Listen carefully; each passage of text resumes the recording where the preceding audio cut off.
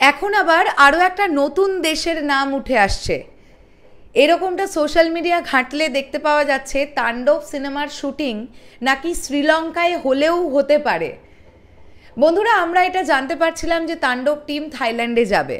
একটু আগে আমি একটা নিউজ করেছি, সেখানে তোমাদেরকে দেখিয়েছি যে তাণ্ডব সিনেমার যিনি আর্ট ডিরেক্টর শিহাব নুরুন নবী, তিনি ফেসবুকে একটি ছবি পোস্ট করেন এবং সেখানে তিনি লিখেছেন আমাদের শুটিং শেষ এবং হ্যাশট্যাগে লেখা ছিল তাণ্ডব। তাহলে বাংলাদেশের পোর্শনটা মোস্ট প্রবাবলি কমপ্লিট হয়েছে। এরপরে টিম কিন্তু হয়তোবা বাংলাদেশের বাইরে কোথাও শ্যুট করার প্ল্যান করছে। কি করছে না করছে কিছুই জানতে পারছি না, সবটাই একটা আইডিয়া থেকে বলা, ব্যাস আর কিচ্ছু না। তো শ্রীলঙ্কায় কিন্তু তাণ্ডবের শুটিং হলেও হতে পারে। তাহলে থাইল্যান্ড নাকি শ্রীলঙ্কা, এখন এরকম একটা কোয়েশ্চেন কিন্তু অনেকের মধ্যেই উঠবে। নাকি কোনোটাই নয়, গোটা সিনেমাটার শুটিংই বাংলাদেশে হয়ে গেল বা হয়ে যাবে।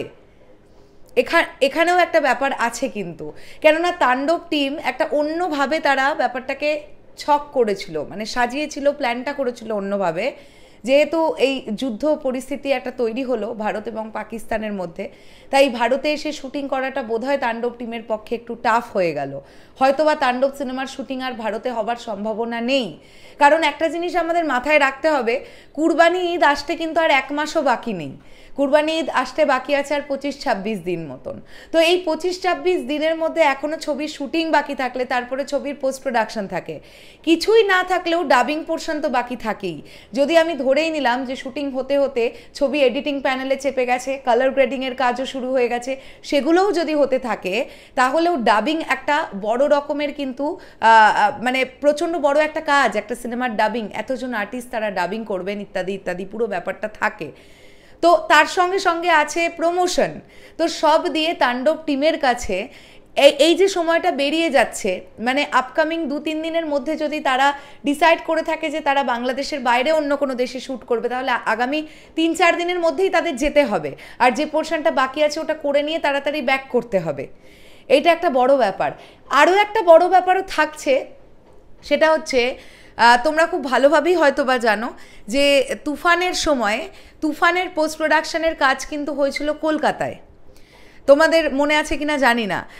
তো বরবাদেরও পোস্ট প্রোডাকশনের কাজ অনেকটাই হয়েছে কলকাতায়।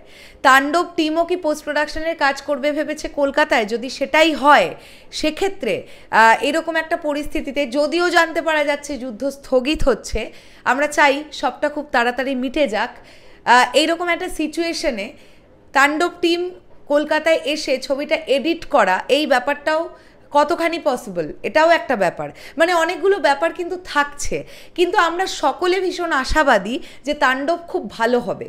এটা এখনও আমরা সকলে প্রচণ্ড রকমের পজিটিভ তাণ্ডব নিয়ে, কেননা এই টিমটা কিন্তু তুফান তৈরি করেছে, মাথায় রাখতে হবে। তুফান কিন্তু বরবাদের আগে ইন্ডাস্ট্রি হিট ফিল্ম ছিল, তো যে সিনেমাটা একটা 56 কোটি টাকার ব্যবসা দিয়েছে, তারপরে এই টিম আসছে যখন, আমাদেরকে প্রমিসিং কিছুই তারা প্রেজেন্ট করবে আমাদের সামনে, এই আশাটা আমরা প্রত্যেকেই রাখছি। এখন দেখা যাক ব্যাপারটা কি হয়। যদি শ্রীলঙ্কায় শ্যুট হয়, তাহলে আমি যদি ভুল না করি প্রথম কোনো বাংলাদেশি চলচ্চিত্র হবে যেটা শ্রীলঙ্কায় শ্যুট হবে। আমি ঠিক বলছি কিনা আমাকে কমেন্ট করে তোমরাই জানিও। তোমাদের জানা মতে কি এরকম এর আগে কোনো বাংলাদেশি চলচ্চিত্র আছে যেটা শ্রীলঙ্কায় ছবির শুটিং হয়েছে? জানা থাকলে কমেন্ট করে প্লিজ জানিও। শেষ করলাম ভিডিওটা, আসছি আবার খুব শিগগিরই নতুন কোনো ভিডিও নিয়ে। তাহলে এখনের জন্যে টাটা।